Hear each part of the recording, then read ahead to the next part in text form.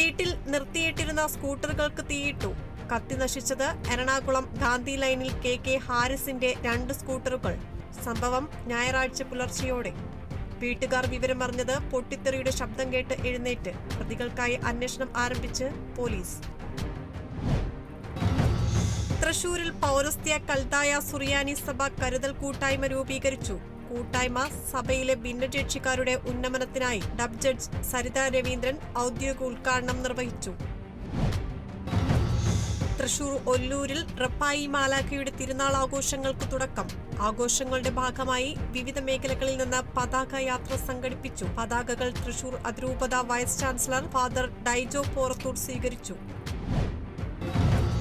തൃശൂർ നീണ്ടൂരിൽ അമ്മയെയും മകളെയും വീടിനുള്ളിൽ തൂങ്ങി മരിച്ച നിലയിൽ കണ്ടെത്തി. തങ്ങൾപ്പടി സ്വദേശി രേഖ, മകൾ ആരതി എന്നിവരാണ് മരിച്ചത്.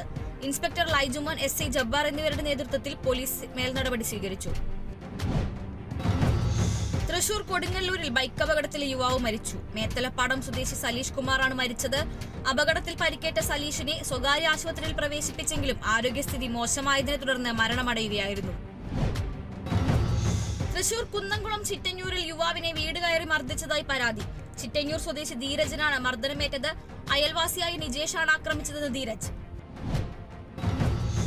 തൃശൂർ കുന്നംകുളം ഒല്ലൂരിൽ 103 ഗ്രാം MDMA-യുമായി യുവാക്കൾ പിടിയിൽ. കാണിപ്പയ്യൂർ സ്വദേശി വിഷ്ണു, അടുപ്പൂട്ടി സ്വദേശി ശരത് എന്നിവരാണ് പിടിയിലായത്.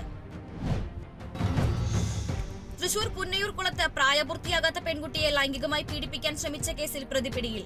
ചമ്മന്നൂർ സ്വദേശി സുധാകരനാണ് പിടിയിലായത്. പ്രതിയെ കോടതിയിൽ ഹാജരാക്കി റിമാൻഡ് ചെയ്തു.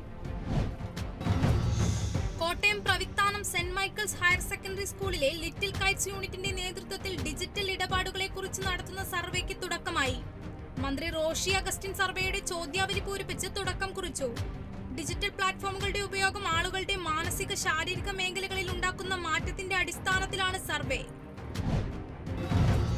ജൂബിലി ആഘോഷങ്ങൾക്ക് തുടക്കം കുറിച്ച് മുണ്ടക്കയം വ്യാകുലമാത ഫെറോന പള്ളി. 2025 ഫെബ്രുവരി 22 ശനിയാഴ്ച വൈകിട്ട് 6:30 സുവർണ ജൂബിലി മഹാസമ്മേളനം നടക്കും. ചടങ്ങിൽ മാർ ജോസ് പുളിക്കൽ ജൂബിലി സ്മാരക ഭവനത്തിന്റെ താക്കോൽദാനം നിർവഹിക്കും. ബാലോത്സവം സംഘടിപ്പിച്ച് തലയോലപ്പറമ്പ് അഖില കേരള വിശ്വകർമ്മ മഹാസഭ ശാഖ. കളയത്തുംകുന്ന് വിശ്വകർമ്മ നഗറിൽ വെച്ച് നടന്ന സമ്മേളനത്തിൽ സഞ്ചരിക്കുന്ന ലൈബ്രറിയുടെ ഉദ്ഘാടനം നടന്നു. വിവിധ പരീക്ഷകളിൽ ഉന്നത വിജയം നേടിയ വിദ്യാർത്ഥികളെ ആദരിച്ചു.